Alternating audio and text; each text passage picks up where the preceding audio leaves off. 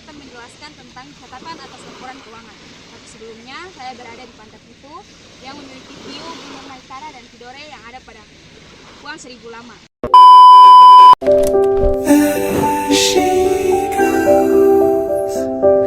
There she goes again, racing through my brain, and I just can't contain. Langsung saja pada video penjelasannya. Nah, yang pertama yaitu pengertian atas catatan laporan keuangan.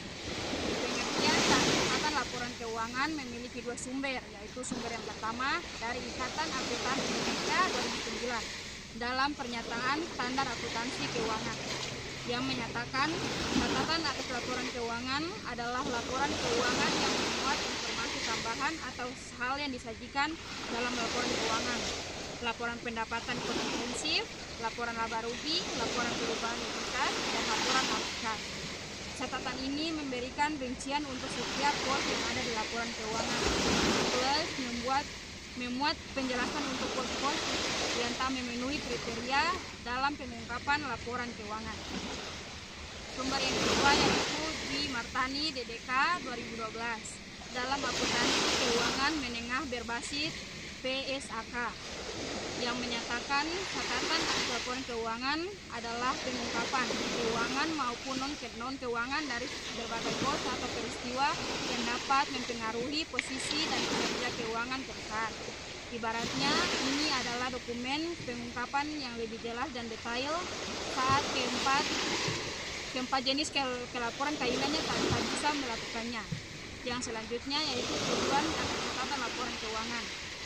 Tujuan utama pembuatan catatan atas laporan keuangan adalah sebagai tambahan informasi detail pertanggungjawaban manajemen perusahaan atas pengelolaannya melalui penjelasan yang lebih lengkap terhadap stakeholder. Selain perusahaan, ada pihak eksternal yang juga membutuhkan, baik investor dan pemerintah. Selanjutnya, fungsi atas catatan laporan keuangan.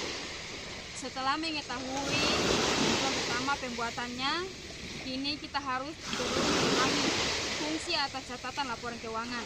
Mengapa? Agar kita tahu betapa pentingnya dokumen ini dalam bisnis yang akan kita tempuh. Fungsi atas catatan laporan keuangan antara lain, pertama, alat bantu untuk menjelaskan metode atau landasan yang dipakai perusahaan ketika melakukan perhitungan atau menyusun laporan keuangan. Yang kedua, sorong suara bagi khalayak umum untuk memberikan gambaran umum tentang perusahaan. Yang ketiga, menjabarkan informasi penting mengenai ekonomi makro dan kebijakan fiskal. Yang keempat, memberikan informasi mengenai sumber daya tersedia dalam bisnis seperti cadangan kas, kapasitas produksi, inventaris, dan sebagainya. Yang kelima, menceritakan struktur atau nilai perusahaan dalam mencapai target keuangan selama periode yang ditetapkan. Yang keenam, menggambarkan hambatan dan problem yang terjadi dalam perusahaan ketika mencapai tujuan target keuangan yang telah ditentukan. Yang ketujuh, merinci secara lebih detail mengenai pos-pos yang disajikan dalam laporan keuangan. Dan yang terakhir adalah menjadi salah satu pertimbangan stakeholder bisnis untuk mengambil keputusan. Nah, selanjutnya yaitu prinsip atas catatan laporan keuangan. Prinsip yang dimaksud adalah prinsip pengungkapan penuh. Apa itu prinsip pengungkapan penuh? Prinsip atas catatan laporan keuangan ini mensyaratkan bahwa informasi yang dapat mempengaruhi pertimbangan stakeholder maupun pengguna laporan keuangan harus dituangkan secara sebenar-benarnya dan seluruhnya. Mengapa harus diungkapkan semuanya? Hal ini penting karena tak semua variabel dalam pos laporan keuangan bisa dinumerasi atau direfleksikan dalam laporan keuangan. Sehingga catatan tambahan ini harus dilengkapi dengan menceritakan seluruhnya secara gamblang, termasuk rincian kebijakan akuntansi, kondisi utang, komitmen material, transaksi material maupun peristiwa yang tak berhubungan langsung dengan keuangan harus disajikan dalam catatan laporan keuangan. Nah, dan yang terakhir adalah komponen catatan atas laporan keuangan. Dari garis besar komponen atau catatan laporan keuangan, yaitu yang pertama kedua, intisar kebijakan akuntansi signifikan. Dan yang ketiga, pengungkapan atas pos-pos laporan keuangan dan pengungkapan lainnya. Ada dua jenis informasi yang harus didapatkan sesuai standar akuntansi keuangan atau SAK yang tak ada di laporan keuangan dan informasi lain yang tak ada dalam laporan keuangan tapi sangat relevan. Rincian komponen catatan atas laporan keuangan, yaitu yang pertama gambar umum perusahaan.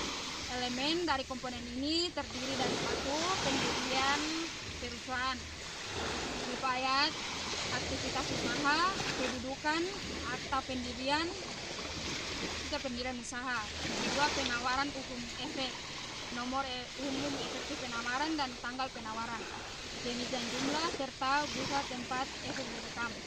Yang ketiga, struktur perusahaan, nama, besarnya persentase kedudukan serta total aset. Yang ketiga, pengurus, direfleksi seksi, karyawan, komersiasi serta komite audit. Penerbit laporan keuangan, tanggal dikeluarkannya laporan serta pihak yang memiliki otoritasasi dan bertanggung jawab. Yang kedua, intisar kebijakan akuntansi signifikan.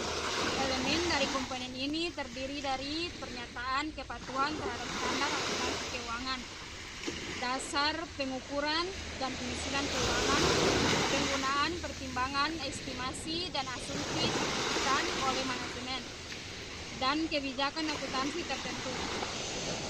Yang ketiga, pengungkapan atas pos-pos laporan keuangan. Elemen dari komponen ini terdiri dari aset, biasanya disajikan dalam kategori aset lancar dan aset tidak lancar. Yang kedua, likuiditas, biasanya disajikan dalam kategori likuiditas jangka pendek dan likuiditas jangka panjang. Yang ketiga, ekuitas. Hal ini termasuk dalam likuiditas, yakni modal saham, tambahan modal sektor, selisih transaksi dengan pihak non pengendali, saham treasury, saldo laba, pendapatan, beban, pendapatan konferensi lain, dan yang keempat yaitu pengungkapan lainnya.